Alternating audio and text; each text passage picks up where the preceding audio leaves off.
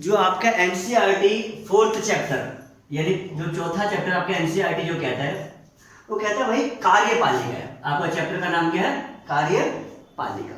समझना है जिसके अंदर कल भी मैंने बताया था, इसके अंदर राष्ट्रपति, राज्यपाल, प्रधानमंत्री, कुछ चुनावी प्रक्रिया इस तरह का इसके अंदर जिक्र किया जाएगा। समझ गए? तो यहाँ पे क्या बात करा गया है, कह रहा है कि कार्यपालिका और कार्यपालिका के प्रकार। क्या बोले है? कार्यपालिका और कार्यपालिका के प्रकार। समझना है सबसे पहले कार्यपालिका यानी कि भारत की जो कार्यपालिका है उसके प्रकार। एक है सामूहिक नेतृत्व आधारित प्रणाली। वैसे तो दो प्रकार है, समझना है दो प्रकार है। दो प्रकार में से पहला क्या है? सामूहिक नेतृत्व आधारित प्रणाली। एक चीज समझना है, पिछले चैप्टर में आप लोगों ने पीआर और एफपीटीपी प्रणाली आप लोगों ने पढ़ा था ना। तो यहाँ पे जरा समझना जो सामूहिक आधारित प्रणाली है या तो फिर क्या नाम है एकल आधारित प्रणाली, ये तो आप लोग है पीआर प्रणाली के अंदर अपनाया गया। शायद आपको नहीं पता, पढ़ना जरा पिछला चैप्टर। उसी तरह यहाँ पे समझना है पहला क्या बोला गया? सामूहिक नेतृत्व आधारित प्रणाली, जिसके अंदर संसदीय शासन व्यवस्था के बारे में जिक्र किया गया, जिसमें क्या बोला गया? लोकसभा और राज्यसभा। समझना है लोकसभा और राज्यसभा के बारे में जिक्र किया गया।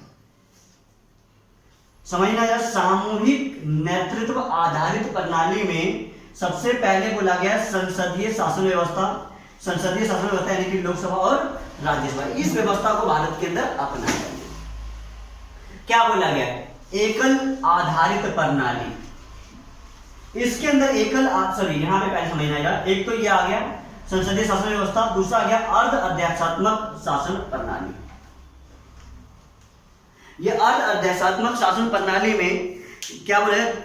राष्ट्र का मुखिया यानी देश का मुखिया कौन होगा? राष्ट्रपति। यानी कि इसके अंदर प्रमुख जो बोला गया राष्ट्रपति, इसके अंदर जो बोला गया प्रमुख के बारे में तो प्रधानमंत्री। लेकिन यहां पे सरकार के बारे में जिक्र किया गया। सरकार का मुखिया कौन होगा? प्रधानमंत्री। यहां पे राष्ट्र यानी कि देश का मुखिया कौन होगा? राष्ट्रपति। यहां पे प्रधानमंत्री के बारे में जिक्र है, यहां पे राष्ट्रपति के बारे में जिक्र है। फिर यहां पे बोला गया प्रधानमंत्री सरकार का प्रमुख मुखिया होगा। ध्यान समझना है इसी में देश का मुखिया राष्ट्रपति, सरकार का मुखिया प्रधानमंत्री। समझिए प्रधानमंत्री।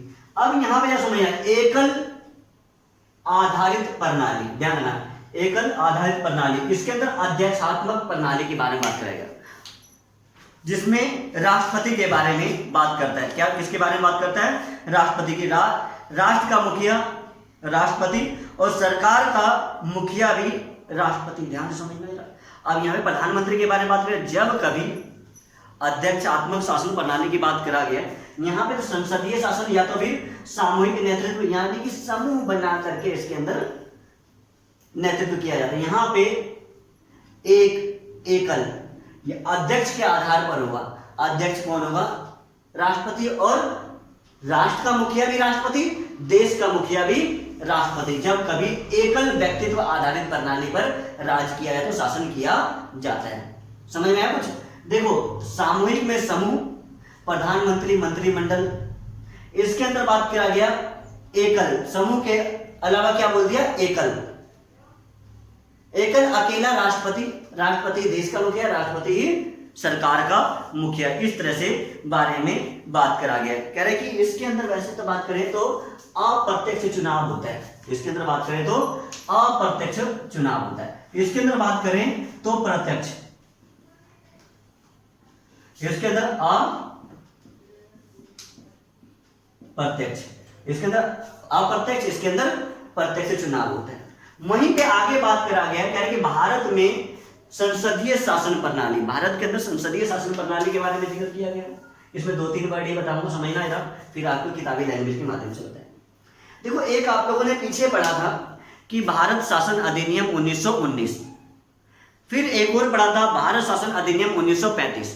ये दोनों ही जो ब्रिटिश सरकार के द्वारा जो बनाया गया था ब्रिटेन के अंदर, उसके अंदर बातें करा गया था क्या कि भाई जो भारत का जो शासन प्रणाली होगा वो क्या होगा, संसदीय शासन प्रणाली। दोनों में भारत शासन अधिनियम 1919 और भारत शासन अधिनियम 1935 दोनों में ही इसका जिक्र किया गया। इसी वजह से हमारे संविधान में भी ये जिक्र है। समझ गए क्या बोल रहे हैं? कह रहे कि समूह द्वारा शासन, यानी कि जो शासन किया गया किसके द्वारा, समूह द्वारा। यहाँ पे देखो तो समूह, सामूहिक नेतृत्व आधारित, इसके अंदर भी यही बातें बोल गया है। और दो तीन बातें और बोला गया। कह रहे कि विधायिका के प्रति ध्यान रखना, जिम्मेदार होता है और अच्छे बुरे कार्य को ये करता है। ध्यान रखना, इसके अंदर विधायिका के प्रति इनकी जिम्मेदारी होती है और क्या अच्छा है क्या बुरा है इसके बारे में भी इसके अंदर जिक्र किया है। राष्ट्रपति के नाम पर ध्यान, राष्ट्रपति के नाम मात्र, सॉरी राष्ट्रपति इसके अंदर नाम मात्र का शक्ति होता है इसके पास। कह रहे हैं कि देखो इसकी सारी शक्तियों का प्रयोग कौन करता है, प्रधानमंत्री। सारी शक्तियों का प्रयोग कौन करता है, प्रधानमंत्री, ना कि राष्ट्रपति। नाम मात्र, ध्यान, नाम मात्र मुखिया होता है इसके अंदर। वैसे देखा जाए यहाँ पे आप लोगों ने देखा है कि राष्ट्रपति जो है देश का प्रथम नागरिक है, देश का मुखिया भी है, देश का ये मुखिया भी है।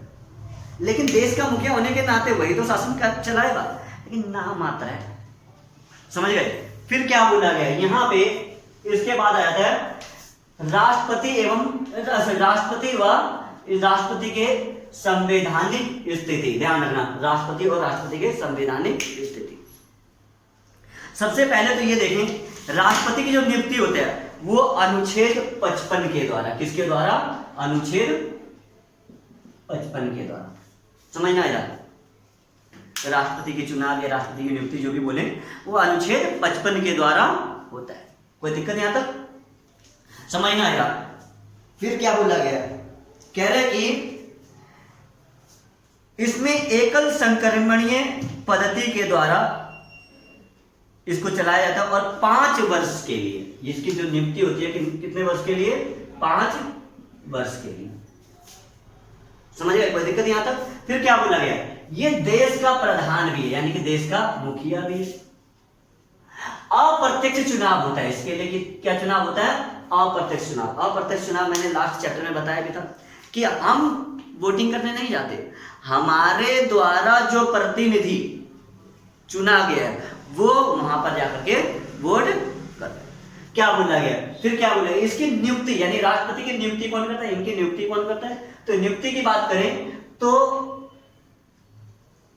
सर्वोच्च न्यायालय के जो मुख्य न्यायाधीश होगा उनके द्वारा इनकी नियुक्ति किया जाता है, या तो इनके शपथ दिलवाया जाता है। ध्यान समझना, राष्ट्रपति की नियुक्ति कौन करता है, सर्वोच्च न्यायालय के जो मुख्य न्यायाधीश होगा,